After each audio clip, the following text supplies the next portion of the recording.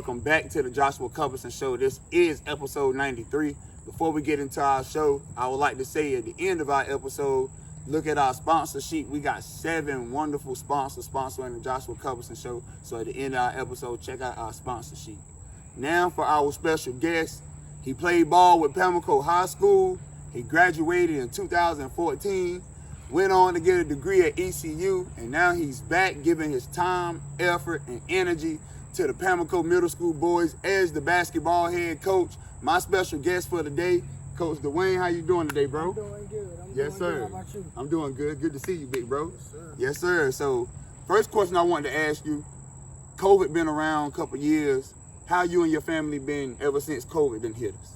Well, since COVID hit, I kind of it put things, behind the scenes. So like a lot of people was like, was in the house, they couldn't come out, and then me having a lot of elderly people because I come from a young family. My mom had me at a young age. Her mom had her at a fairly young age, so like I still got my grandmothers and my great grandmothers around. That's a fact. So, that's a blessing. Yeah, for sure. That's a so fact. Like with them still being around, they, it was more dangerous for the elderly group. So they wanted to stay inside. So me being around them, I try not to go out as much as possible. And then with work, I was working at the time, so I had to kind of put myself in those positions where it was like, if I want to bring some money home, I gotta do what I gotta do. Do it, daggone right. So it was quite an experience, man. That's a fact. So anybody in your family ever come in contact with it? Not from what I know of. Okay, that's a fact. That's a blessing. Daggone right. So growing up in Pamlico, how did you grow up? What, you went to Pamlico Elementary? Oh man, the only school that's not Pamlico County is the Fred Anderson School, and that's the elementary school, but all the rest is Pamlico primary, middle, high. So I spent all my years down there, born and raised. So, it basically made me who I am today. The people down there, like, I can never forget some of those people. It's a saying I always use, like, that's people that I'm in debt to for life. Like, I can never pay back the things they've done to help me to the man I am today. And for those people, like, I appreciate them all. That's a fact. That's a fact. So, going to Pamlico, was you always into sports? Was your family always into basketball and football and all that, or was you just one of them kids that was like, all right, I got to do something?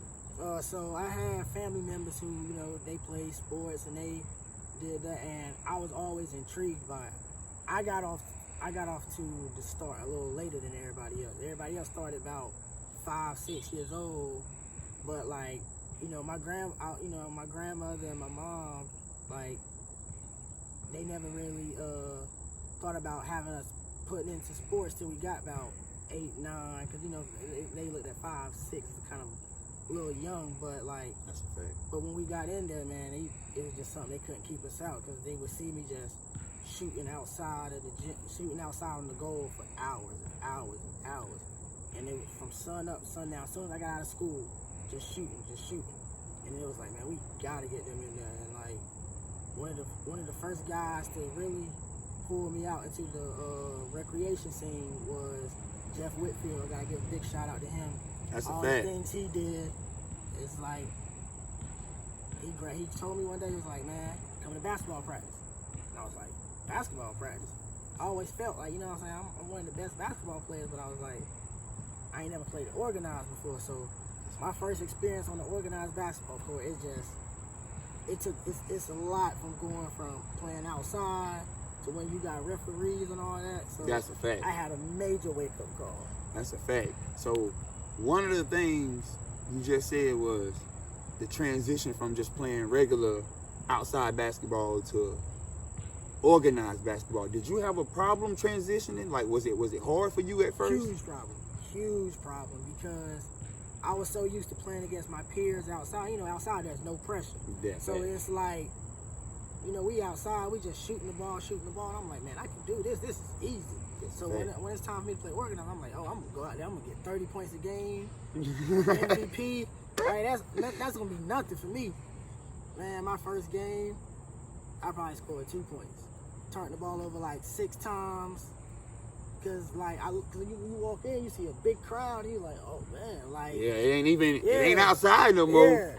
Yeah. And like you take a shot and you miss, and you like, dang, and all the people watching, you like, man, they suck. All the older people. So now you worried about what they thinking about you now. Yeah, that's a fact. I done bragged before the game, I'm gonna get 30 tonight. And they done came inside you, now you.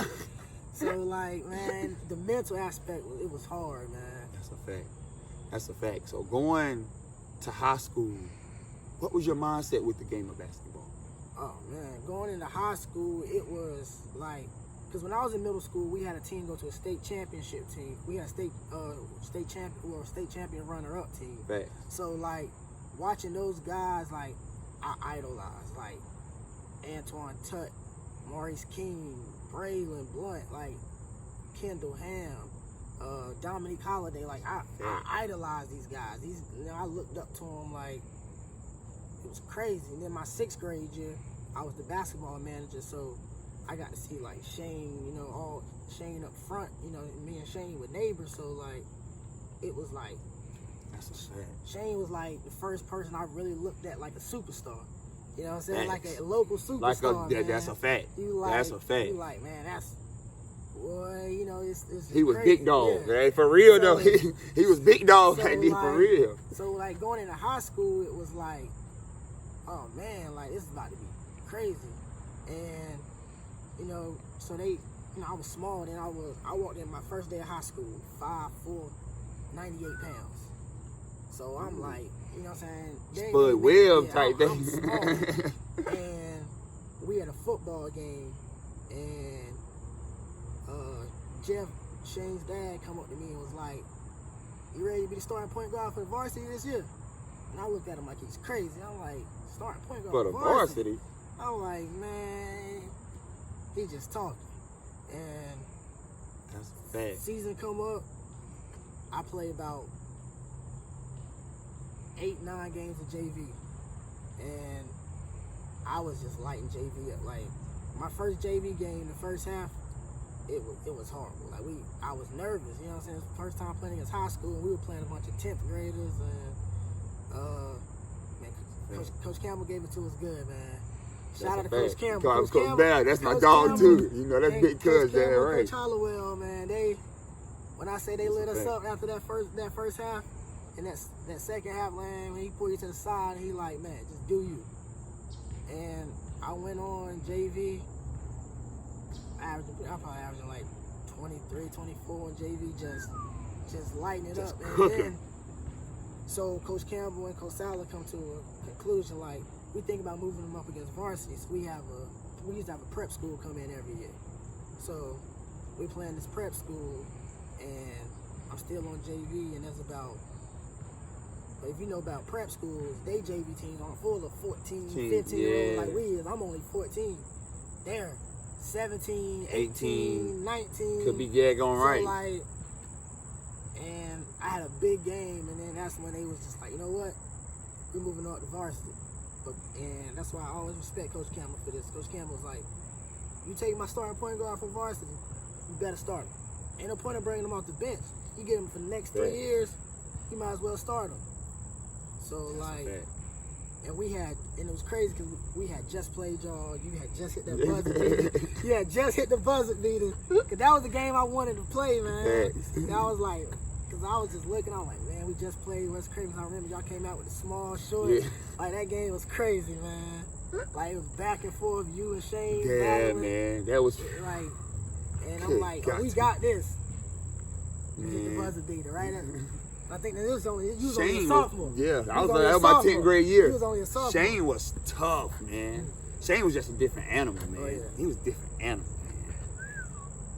But now coaching these kids, from being a basketball player to now being a coach, how do you see the game of basketball different? I see it completely different. Like a lot of things my coaches told me that I couldn't see as a player, it's made me just see the game way more clearly. Like, I see when they're like, man, you holding the ball too long. Cause I used to get mad when they used to be like, the ball sticking. I'm like, if I'm gonna score the ball, it's got to be in my hand. Facts. That's but a now fact. I'm seeing, like, when I have a play and I'm like, yo, the ball's sticking. And I see myself just repeating some of the same things they were telling me.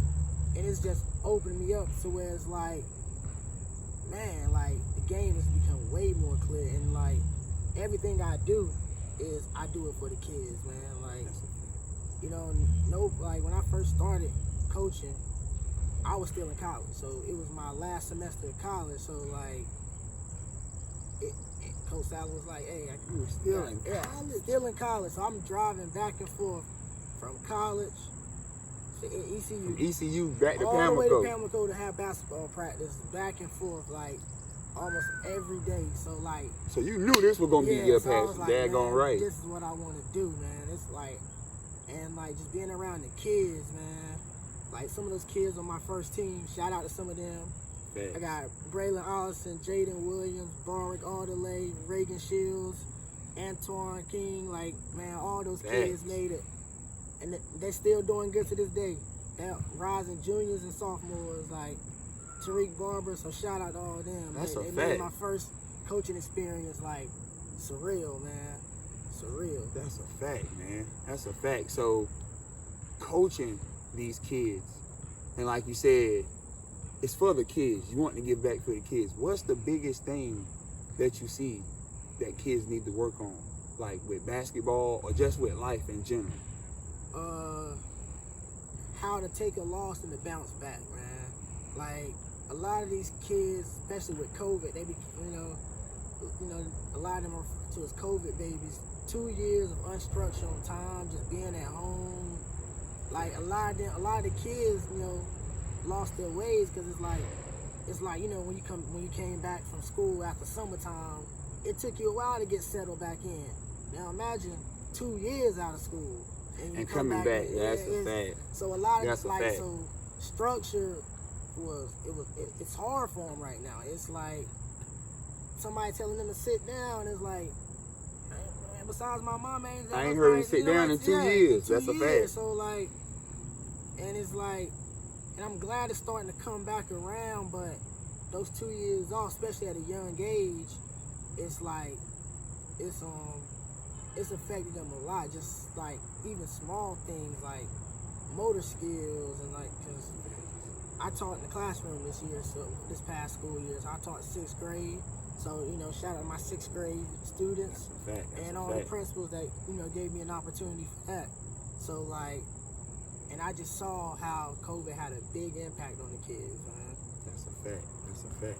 What's next for Coach Dwayne? What's next for yourself? What's next for your personal life? So, like, just like everybody, man, I got dreams and goals. Like, that's a fact. The goal, the dream is, you know, one day I could hopefully, like, coach at a collegiate level. Like, that's, you know what I'm saying? That's what a lot of us wish. Like, if I sat here and said, oh man, if a college called me or a team, you know, a professional team called me, I wouldn't go. You know what I'm saying? You'll be a fool. Yeah, that's a fact. I'd be a fool to turn down an opportunity like that. That's a fact. But, like, right now, you know, I'm enjoying the time that I'm having here in Pamlico. And it's like, it's been mind blowing. Like, I learned a lot from Coach Sala, who was my basketball coach, Coach Cameron, and then I gotta shout out some guys like Durante Polite, Gene Squires. These guys I still call to this day when I need advice on how to handle the kids, how to go about this. Like, even small things, I'm like, man, this team's playing a high zone, and for some reason, man, we cannot break it. What's some advice you can give me? That's a fact. I agree. That's a fact. That's a fact. A lot of people got dreams and goals. So, you know, you got to always be every day staying on the grind trying to reach it. Mm-hmm. And that's what I try to do. So I try to, and the biggest thing about those dreams and goals is, what I learned is, it's big on how you carry yourself, man. So, like, I try to carry myself in a lot different way than a lot of people might. You know, a lot of kids, they on social media, they want to portray themselves as this and that. That's a fact. But, like, you look at some of the things that people used to post in 2012 is coming back haunting them, and That's a so fact. like everything I do is calculated, you know. Like everywhere I go, I'm, you know, I watch the crowd, I keep with me, like everybody around me, I make sure it's all doing good, we all in tune, just cause trouble is easy to get into, hard to get out of. So like, That's a fact. Now, last question before I let you go. You know I got to ask you, in your opinion, who is the best player to walk through Pamlico High School? In your opinion. oh man. In your humble opinion, respectfully. Yes. This is respectfully. Nobody get mad at me. This is respectfully. That's the easy one, man. That's the easy one. That's Shane Whitfield, man. It ain't even close, man. Things Shane did, like, there was people who, you know what I'm saying, I didn't get to see personally that they, you know, they say they That were was tough real back good. then, That's a fact. but I didn't get to see them personally. I got to see Shane every day. I got to play with Shane. I got to see Shane average 27, 11, and 5. Like, That's I a got fact. I'm a starting point guard on the team, so like I'm seeing that every day, and a lot of people thought, man, I bet you Shane was like cocky and like most humble. Oh, he was far from it, brother. most humblest dude. That's a I know, fact. man. That's a Humble fact. dude. That's a fact. But that's the end of the 93rd episode of the Joshua Cuthbertson Show. Check out our sponsor sheet again, fellas. Go check out Coach Dwayne. He's a wonderful basketball coach for Pamlico Middle School, teacher, and he's giving all his time and effort and energy back to the kids. So show your love and support to Pamlico Middle School basketball team this year. Love, peace, we out.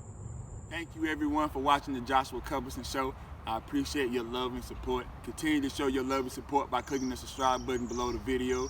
Tune in to next week's episode of the Joshua Cuthbertson Show. Love, peace, we out.